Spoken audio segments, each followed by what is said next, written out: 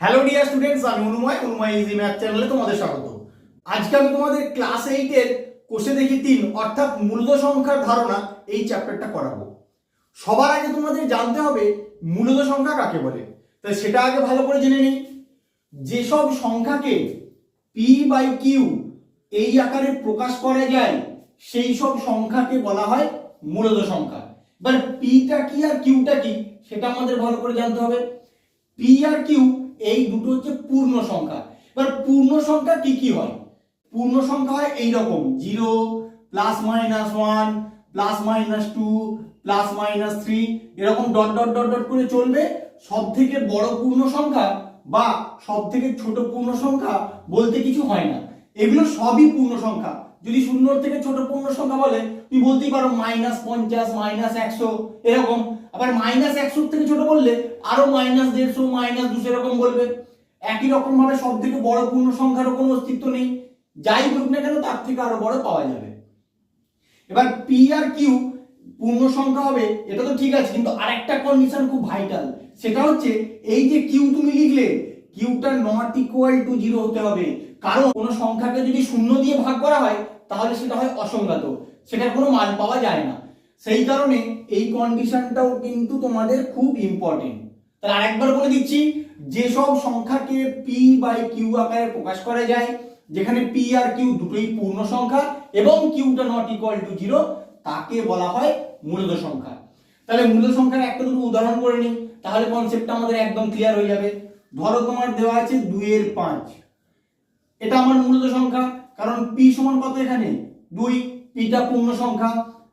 Q সমান কত 5, এটাও পূর্ণ সংখ্যা। আবার কিউটা তো কখনোই 0 নয় কারণ এখানে 5 আছে, তাহলে এই কন্ডিশনটাও আমার হোল্ড করলো, তাই এটা মূলদ সংখ্যা। -3 এর 5, তখন কি করবে? -3টা হচ্ছে তোমার এখানে পি আর 5টা হচ্ছে তোমার এখানে কিউ, আর কিউটা তো কখনোই 0 এর সঙ্গে সমান নয়, তাই এটাও তোমার মূলদ সংখ্যা। এবার যদি এমনি সংখ্যা দেয়, এমনি সংখ্যা বলতে ধরো দিয়ে দিয়েছে তোমার -50, এবার এটা কি করবে? এটা মূলদ সংখ্যা কি মূলদ সংখ্যা নয় কি করে বুঝবে? তুমি এটার নিচে কিছু নেই মানে ভাবতেই পারো 1 আছে, কারণ কোন সংখ্যার নিচে 1 সব সময় থাকে, সেটা আমাদের লেখা হয় না।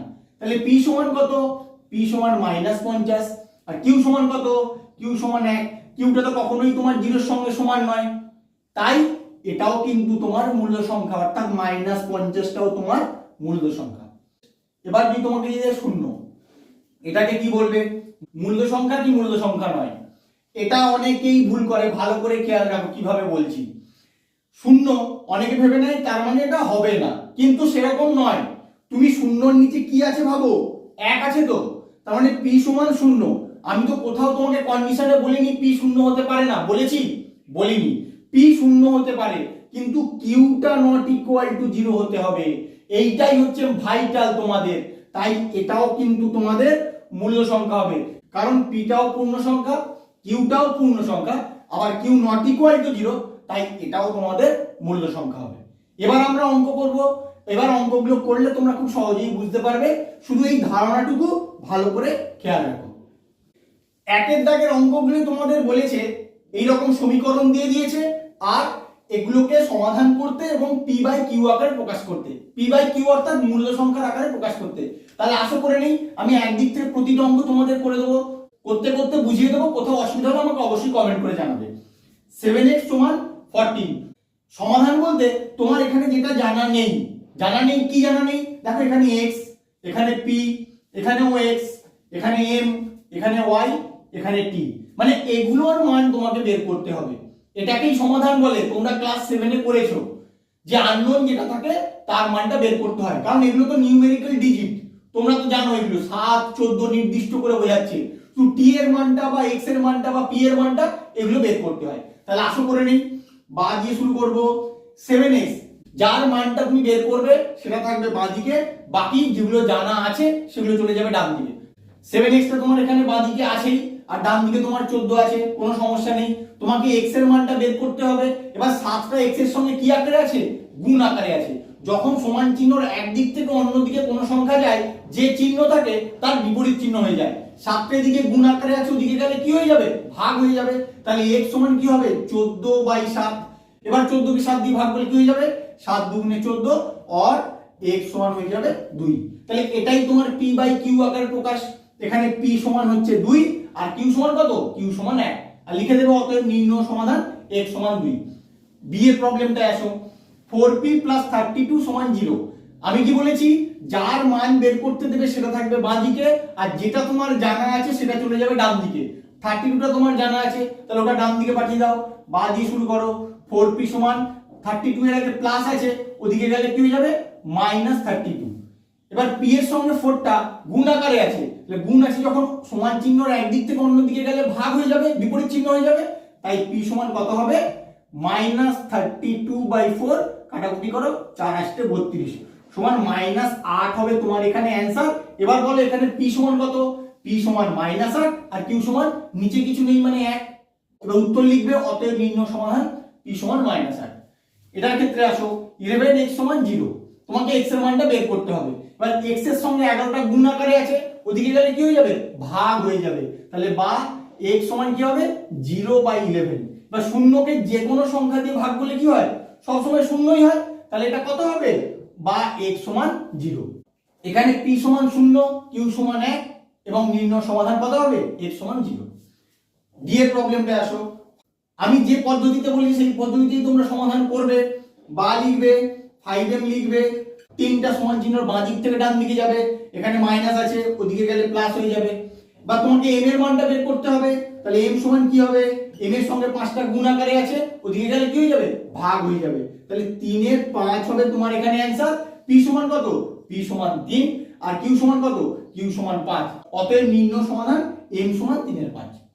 ই এর প্রবলেমটা আসো, ই এর প্রবলেমটা কিভাবে করবে, 9y সমান 18টা এদিকে আছে ওদিকে গেলে কি হয়ে যাবে +18 থেকে -18 হয়ে যাবে। বা y সমান 9টা গুণ আছে ওদিকে গেলে ভাগ হয়ে যাবে -18/9, 9 দুগুণে 18 সমান -2 হবে তোমার এখানে অ্যানসার। p সমান -2, q সমান 1, p বাই q আকারে তুমি প্রকাশ করে ফেললে অতএব নির্ণয় সমাধান y সমান -2। এবার এর প্রবলেমটা আসো, এখানে দেখো এদিকে ডান দিকেও t আছে আর এদিকে বাঁ দিকেও t আছে। সবার প্রথমে কি করবে, t যুক্ত পদগুলো সব বাঁ দিকে নিয়ে আসবে আর t বর্জিত পদগুলো সব ডান দিকে নিয়ে যাবে। তাহলে তুমি এখানে t টা এদিকে নিয়ে আসো, বা t প্লাস 12t, কারণ এদিকে মাইনাস ছিল এদিকে এলে প্লাস হয়ে যাবে সমান 8। এবার বলো 12 আর 1 যোগ করলে কত হয় 13, এখানে হয়ে যাবে 13t আর এখানে হয়ে যাবে 8, বা t সমান কত হবে 8 এর 13। তাহলে p সমান 8, q সমান 13 আর নির্ণয় সমাধান t সমান 8 এর 13।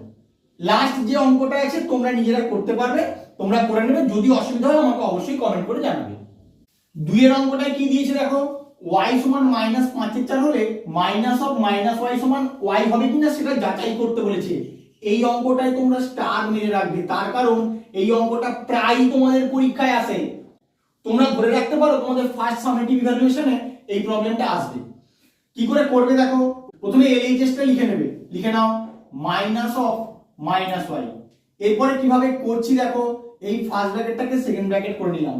কেন করলাম সেটা দেখলেই বুঝতে পারবে। এই মাইনাসটা যেমন আছে রেখে দিলাম আর y এর শুধু মানটা বসিয়ে দেবো -5/4, লিখে দাও -5/4। এবার সেকেন্ড ব্র্যাকেট ক্লোজ করে দাও। এই y এর মানটা লেখার জন্য আমি কিন্তু এই ফার্স্ট ব্র্যাকেটটাকে সেকেন্ড ব্র্যাকেট করেছিলাম, নাহলে দুটো ফার্স্ট ব্র্যাকেট পাশাপাশি হয়ে যেত। এরপরে কি কাজ, ফার্স্ট ব্র্যাকেট থেকে আস্তে আস্তে কাজ করে করে আসো, দেখো হয়ে যাবে মাইনাস থেকে গেল।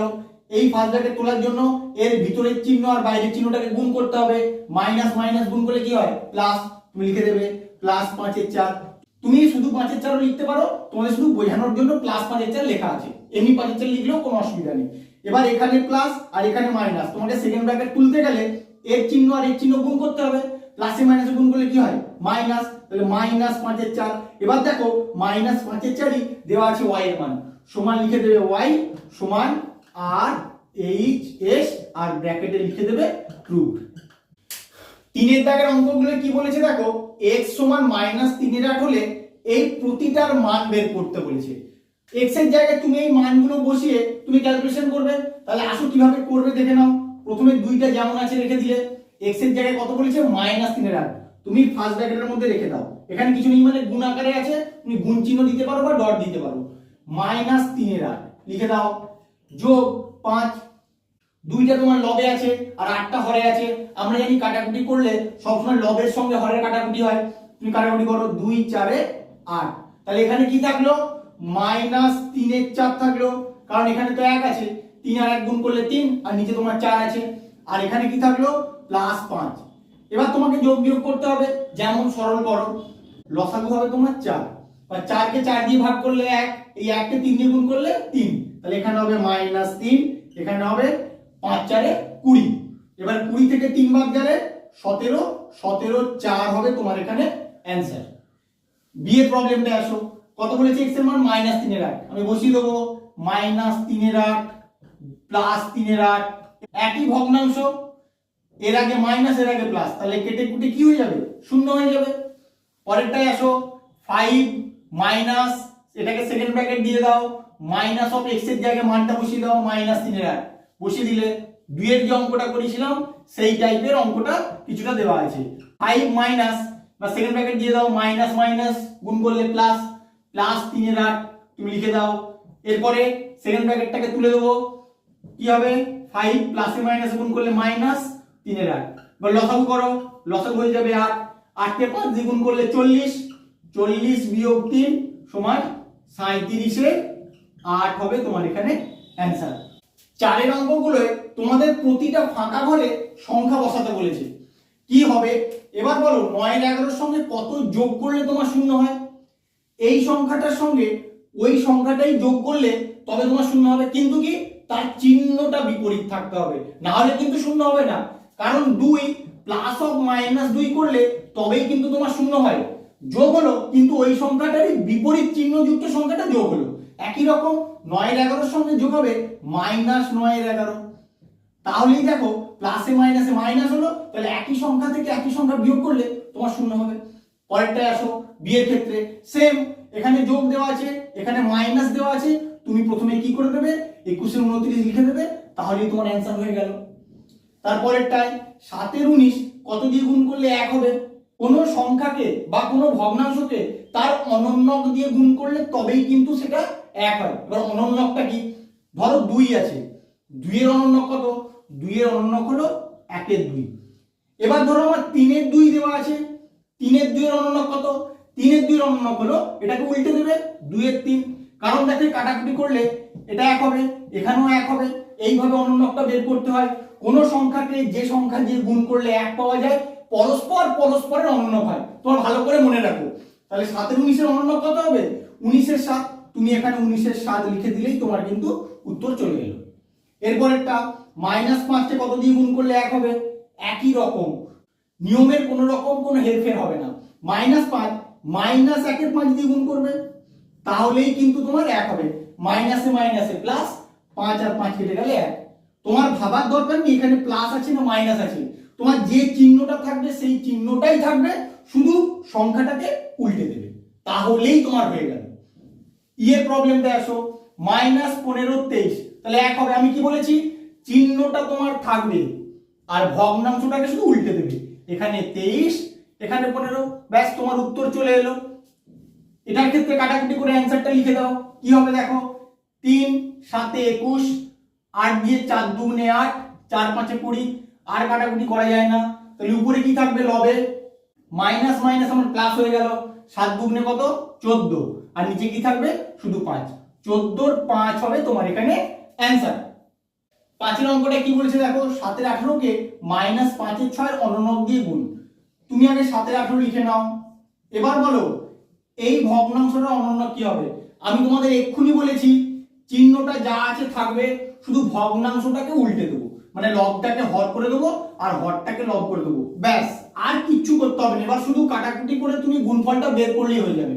আশা করে নি 6 3 18, তাহলে উপরে কি থাকলো, আগে প্লাসে মাইনাসে গুণ করে নাও, প্লাসে মাইনাসে গুণ করলে -7 থেকে গেল উপরে, আর নিচে থাকলো 5 3 15, এটাই হবে তোমার অ্যানসার।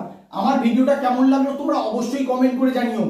আজকে যে কটা অঙ্ক করালাম, কোনো অঙ্কের কোথাও কোনো সমস্যা থাকলে প্লিজ কমেন্ট করো, আমি দরকার হলে আরেকবার বলে দেবো। এখনো অবধি যারা আমার চ্যানেলটাকে সাবস্ক্রাইব করোনি প্লিজ সাবস্ক্রাইব করে নিও। Thank you.